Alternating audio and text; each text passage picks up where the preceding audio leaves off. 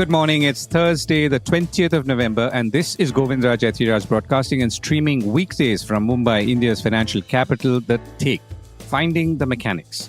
Ford Motor CEO Jim Farley told a podcast in the United States last week that he couldn't find enough skilled mechanics to run his auto plants. Specifically, Ford can't fill 5,000 mechanic jobs that pay $120,000 per year. He said that we are in trouble in our country. We're not talking about this enough. The Wall Street Journal reported him saying that we have over 1 million openings in critical jobs, emergency services, trucking, factory workers, plumbers, electricians, and tradesmen. And he said that Ford is struggling to hire mechanics at salaries that Ivy League graduates might envy. The problem was thus not limited to the automotive sector. Elsewhere, Elon Musk, who is reportedly back to being buddies with President Donald Trump, weighed in as well. America has a major shortage of people who can do challenging physical work or who even wish to train to do so.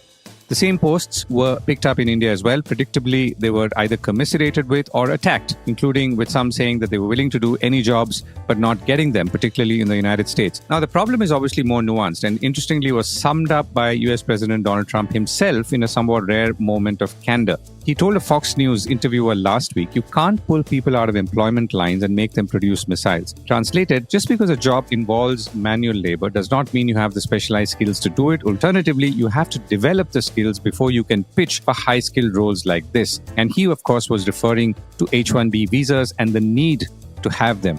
The Wall Street Journal also quoted Rich Carity, a National Association of Manufacturers board member, saying much of the crisis could be attributed to a skill set deficit due to a lack of concrete foundational training courses available for students in the country's educational system. We're not just missing bodies. What we're really missing is skill sets that can connect to 21st century manufacturing needs. The community colleges, the career tech programs do a solid job in providing foundational training, but we often see that they're out of date when it comes to keeping up with how fast things are moving from a technology standpoint, he told the New York Post.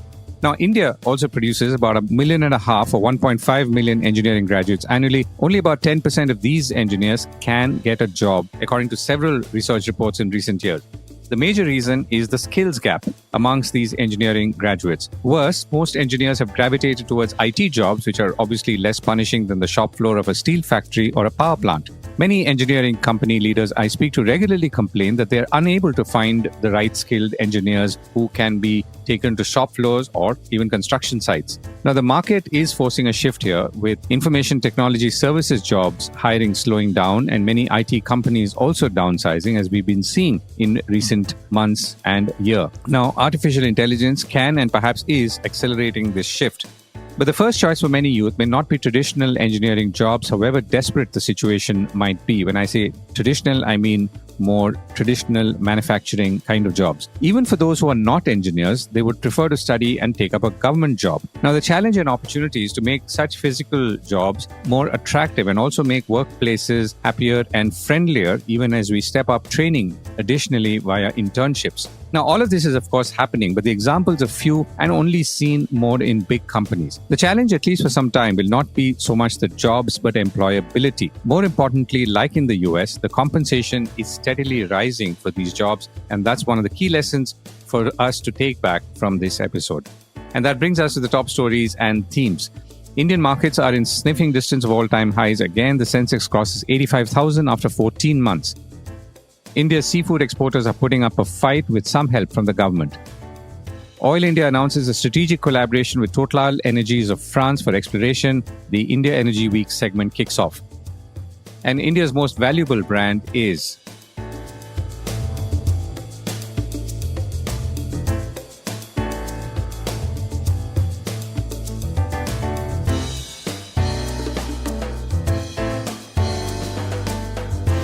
This is the Core Report with Govindraj Ethiraj. Close to all-time highs. The markets are back to sniffing distance of an all-time high last seen in September 2024. The Nifty and Sensex are actually within 1% of their all-time highs. More specifically, the benchmark Sensex has closed above the 85,000 mark for the first time in nearly 14 months. The Sensex closed 514 points up at 85,187, and this is the highest close since September 27, 2024. The Nifty was up 143 points to close at 26,053, and both indices, like we said, are very close to lifetime highs, which we thought will be hit about a week or 10 days ago, but that did not happen then, and we're closer now. In the broader markets, the Nifty Midcap 100 Index was up 0.2% and the Nifty Small Cap Index was down 0.4%. Analysts told Reuters that India is likely attracting incremental foreign flows as global sentiment softens on concerns around stretched valuations in artificial intelligence-linked stocks. They also said that they are seeing a resurgence in equity markets driven by strong festive consumption, stabilizing earnings, and a revival in foreign investor appetite. Elsewhere, the rupee closed nearly unchanged on Wednesday and ended the session at 88 rupees 58 paise against the US dollar, up marginally from its close of 88 rupees 60 paise in the previous session. And before we continue, join us for the third edition of our partners Algorand India Summit on December 6th and 7th, 2025 at ITC Gardenia Hotel, Bangalore. Registration link in the show notes, and let's get back to the show. Oil India strikes a partnership. Oil India Limited, India's second largest oil and gas producer, announced on Wednesday a strategic collaboration with France's Total Energies to explore opportunities in the deep and ultra-deep water offshore regions of India's sedimentary basins, including the drilling of stratigraphic wells. The company said that Total Energies will provide technological services to support exploration activities in oil's current and future offshore portfolio, and this includes the ongoing appraisal program for a gas discovery in shallow offshore blocks in the Andaman Basin, as well as exploration in oil's OALP-9 ultra-deepwater blocks in the Mahanadi and Krishna-Godavari basins, according to a report in the New Indian Express. ONGC, that's the Oil and Natural Gas Corporation, had collaborated earlier with BP for exploration in the Mumbai high fields. Both oil and ONGC have been actively looking for hydrocarbon reserves in the Andaman Sea and looking to find discoveries which will obviously and hopefully reduce India's reliance on imports for energy needs. India imports about 88% of its crude oil requirements and 50% of its natural gas requirements. Elsewhere, oil prices are swinging between Russian supply fears against forecasts that there is a glut on the horizon, as we've been discussing here. After Ukraine's attacks on Russian energy and port infrastructure, profit margins on diesel fuel jumped in Europe, reaching their highest since September 2023, amidst an increase in refinery margins globally, according to Reuters. On Wednesday, prices were, however, down thanks to high crude inventories in the United States, reinforcing oversupply concerns. Brent crude futures were down to $64.18 after gaining slightly in the previous session. And this segment was supported by India Energy Week 2026, to be held from January 27th to January 30th, 2026 in Goa. You can register for the same using the link in the show notes. Seafood exports. India's seafood export stocks jumped close to 11% on Wednesday following a media report that China had notified Japan of plans to suspend imports from that country following a diplomatic impasse between the two of them, and that could lead to some demand coming into supplies from India, according to Reuters. A potential rise in Chinese demand could help Indian seafood exporters who are against the wall thanks to that 50% plus tariffs imposed by the United States, which is a roughly $3 billion market for India, with clients ranging from the big retailers like Walmart and Kroger. Total seafood exports from India globally last year stood at about $7.4 billion, with shrimp accounting for 40%. Last week, India also approved a spending package of about 45,000 crore rupees to support exporters in labor-intensive sectors like seafood, textiles, jewelry, and seafoods include shrimp. I reached out to Pawan Kumar, National President of the Seafood Exporters Association of India, and I began by asking him to walk us through how things were presently and how the industry was coping. Yes, we did get a shock when the tariffs were increased from 25 to 50%.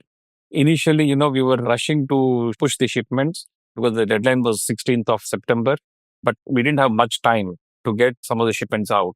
But having said that, there was a dip on the exports to US, in fact, a big drop.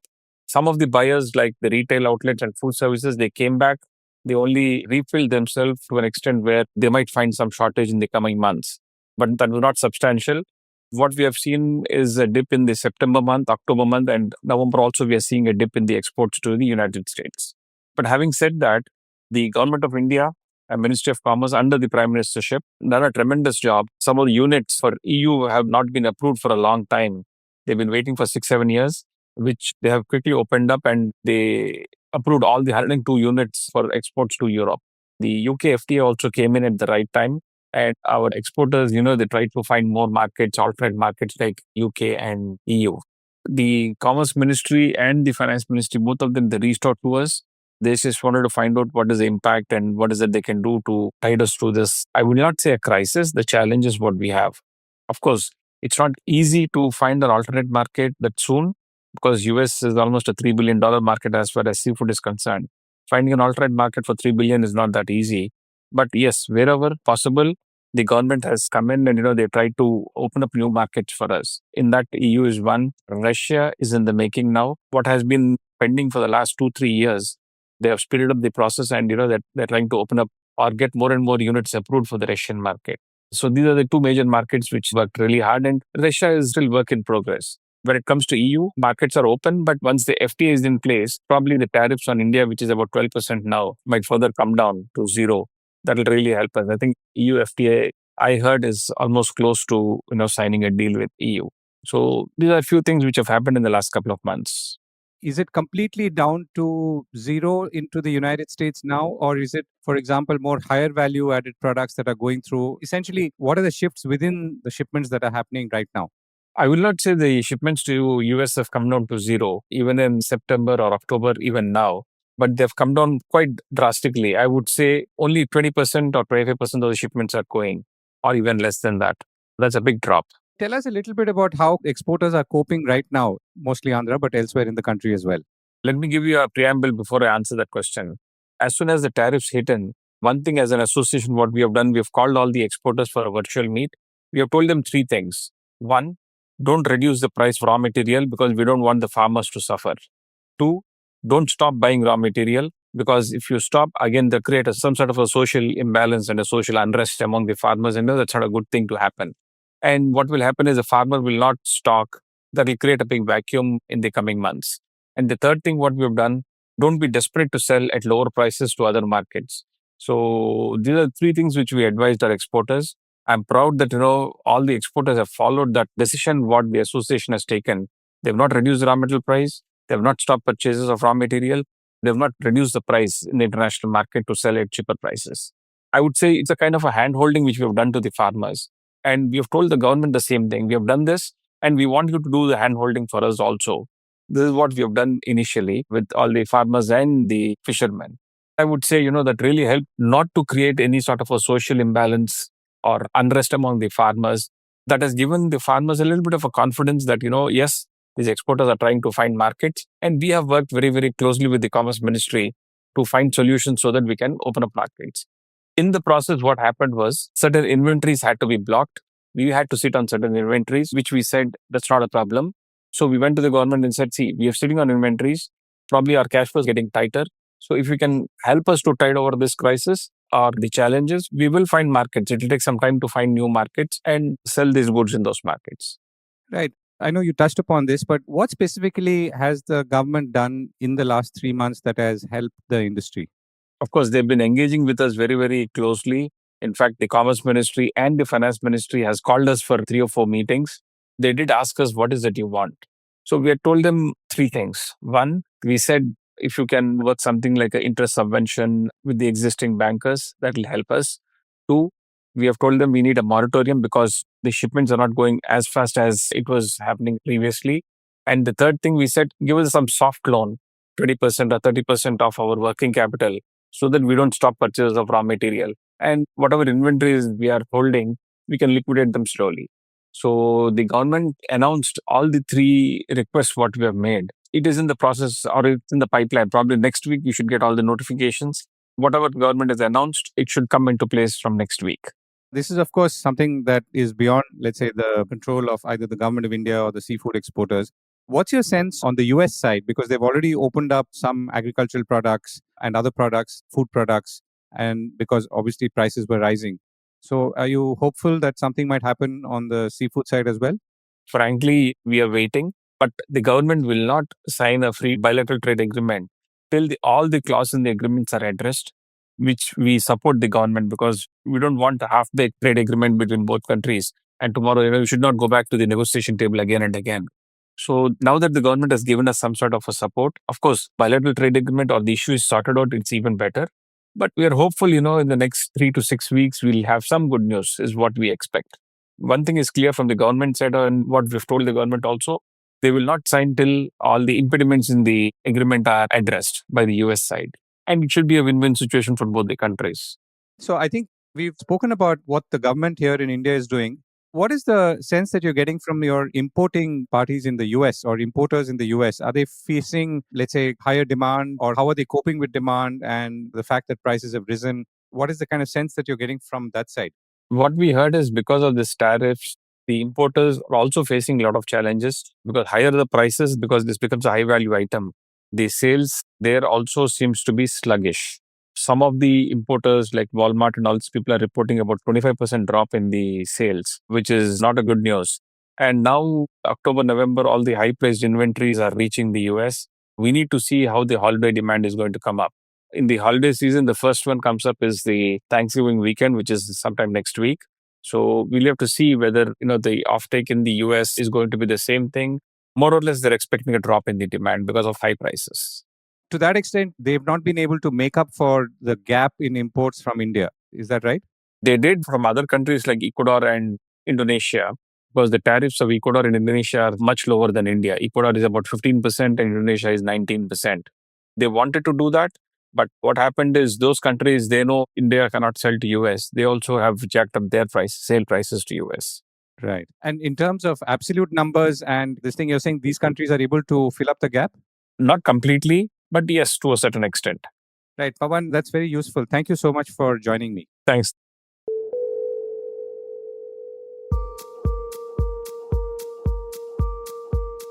India's top 100 most valuable Indian brands have reached a combined value of about $523 billion in 2025, accounting for about 13% of the country's GDP, according to a report from Kantar BrandZ. The year's ranking has expanded to include 100 brands, with total brand value rising 6% on year and 34 brands increasing their value. Now, HDFC Bank continues to be India's most valuable brand, up 18% to nearly $45 billion. The first BrandZ India report was released in 2014. The other 5 include Tata Consultancy Services at 2, Airtel 3, Infosys 4, and ICICI Bank 5. The top 10 most valuable brands represent about 47% of the ranking's total value. Now, Kantar is a marketing data and analytics business and brand partner to leading companies, while Kantar BrandZ is positioned as a global currency when assessing brand value, quantifying contribution of brands to business financial performance. Since 1998, Kantar says BrandZ has shared brand building insights with business leaders based on interviews with 4.5 million consumers for 22,000 brands in 54 markets. I spoke with Soumya Mohanty, Managing Director and Chief Solutions Officer South Asia for Kantar, and Graham Staplehurst, Director Kantar BrandZ. I began by asking them how they selected the top brands and what made up a top brand in their ranking. So BrandZ is in its 20th year in India. So it's a flagship event that we do, flagship property that we have. The way we do it is we combine 2 measures. It's the world's only brand valuation that combines 2 different measures. One is financial value and the other is brand contribution.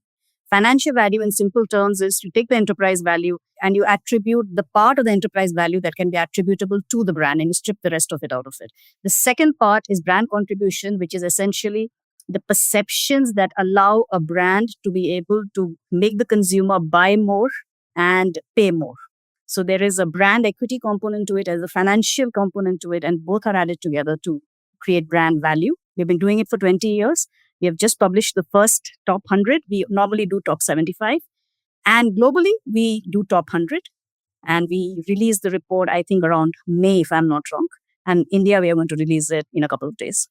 Right. What is the fundamental difference between previous years and this year, if any, including the kind of companies that have come into the list? So first, from India's standpoint, we have expanded from top 75 to top 100. So which has automatically meant that there are a couple of new categories. One is materials, which is cement. So all the 4 cement brands have come in. And we have logistics. So one logistic brand, Ethiraj, has come in. Other than that, many other smaller brands have also come in, which were not there because we had 75 brands. But if you broadly say on a like-to-like basis, the composition is not very different. Our top 10 are pretty similar, pretty consistent from a many number of years. This year, Ultratrek has entered the top 10. Asian Paints has got displaced. But otherwise, it's pretty similar. HDFC was always our consistent number 1. It has remained so. Right. And this is not a survey-based finding, right? It's entirely your own objective, quantitative. It combines consumer perceptions, which is survey based, with financial valuation, which is a financial value of the brand. So it combines the two. It's the only valuation that combines the two. You have Infosys, which is, let's say, a company that is not really, or actually not at all seen in the consumer space. I mean, people may know about it, but it's not a consumer brand. And you have Cement, which is less of a consumer brand in that sense, but they obviously advertise a lot and therefore are seen along with other brands. So how do they all come together? Survey work spans both business to business and business to consumer brands, D2C brands, traditionally distributed brands, and digital brands. In the top 100, for example, in global this year, we saw GPT enter for the first time. So lots of things, yes, change, but even if I'm a business decision maker, I will be shortlisting brands for my company to maybe tender from. I will still be using the associations that I have about those brands to influence those sorts of decisions. And even when a tender is made, there are qualitative considerations for anything that I will be choosing. So brand is very important and makes up around 1/3 of the total enterprise value of the top 100 brands, for example. And when you look at other similar lists elsewhere in the world, including the global, is it a similar mix of B2B or commodity brands like cement in this case in India? Or does India follow a path that's similar to elsewhere in the world? There are a lot of similarities, for example, in financial services, banks, large banking businesses and large banking brands often feature at the top of many of the national rankings that we do around the world. But there are quite significant differences as well in India. And for example, that tech sector that you mentioned, the B2B tech sector is very strong here, whereas consumer tech brands, the direct to consumer digital brands, are less prominent. And that perhaps is an area that is still developing in India and presents a very large opportunity. And what do brands typically do, not consciously because they want to rise on this list, but in general to, let's say, be seen and be recognized as a valuable brand? So I think there are two things. One is exactly to your point, not to be on this list, but to generally sustain and thrive in an uncertain environment. Our advice is you invest in building consumer equity. By consumer, it could be a business consumer as well, but build equity and remain invested in building equity. And the way Kantar measures equity, or Kantar's proprietary equity framework, are simple three measures, which is you need to be meaningful, which means relevant, meet my needs. Relevance means you're meeting my needs and you have emotional connection with me. You need to be differentiated, or different is what we call it, which means that you are seen different from others in your category. And finally, you need to come easily to the mind. You need to be salient.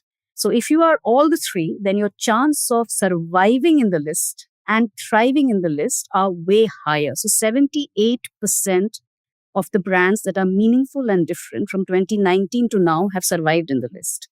This comes back to how businesses set objectives for themselves.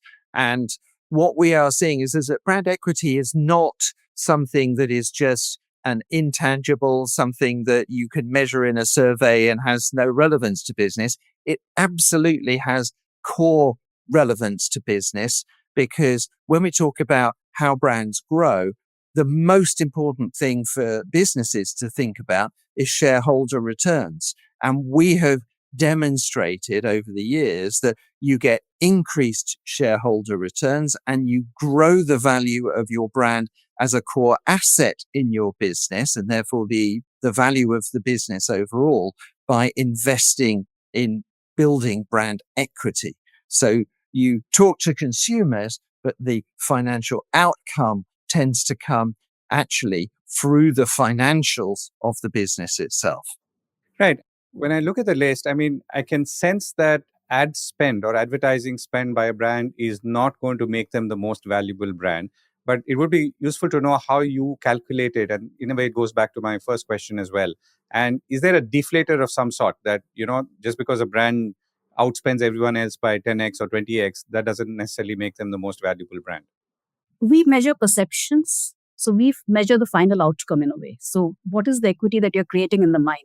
Advertising is just one of the routes to create the equity. There are multiple ways in which you can create consumer equity, and there are multiple touch points through which you are doing it today. So there is no deflator. We don't apply anything. What we measure is how the consumer is perceiving the brand and how the markets are perceiving the brand. And we add the two, and that is what is the final outcome. So if advertising is not leading to better brand equity, then there are many other ways to build brand equity, and advertising needs to be relooked at in its role in building brand equity.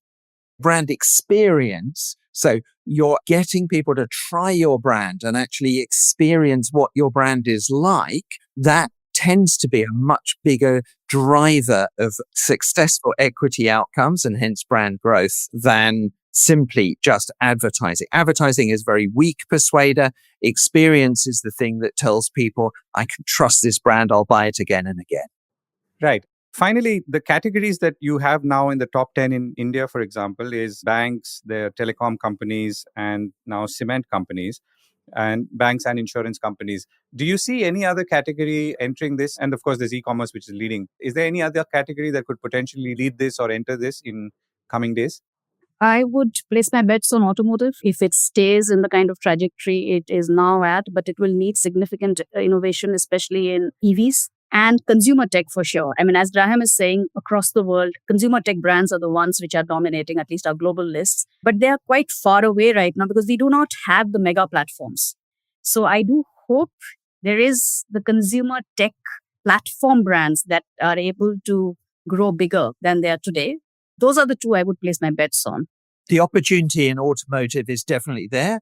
We've seen this year for the first time BYD, the Chinese EV brand, coming into the top 10 most valuable automotive brands globally. And that really signals, the opportunity that is there. But almost any sector shows potential. And, again, we can look to examples from China, from South America and other countries around the world to see how brands, have been successful. Another great example is Mercado Libre, which was an Argentine-based e-commerce brand that has now, come to dominate the region and again has made the global top 100. Right. Soumya and Graham, thank you so much for joining me. Thank you.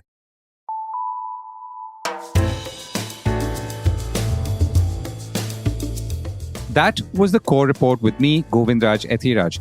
Do stay connected with more of our coverage at the Core. You can check out our website or sign up to our newsletter for our exclusive stories, one in-depth feature a day on www.thecore.in. Do also track us on LinkedIn, where we usually post synopses or extracts of our top stories and interviews. We would love your feedback on how we can make business more interesting and relevant, including, of course, India's vibrant manufacturing sector. So write to us at feedback@thecore.in. And thank you once again for listening.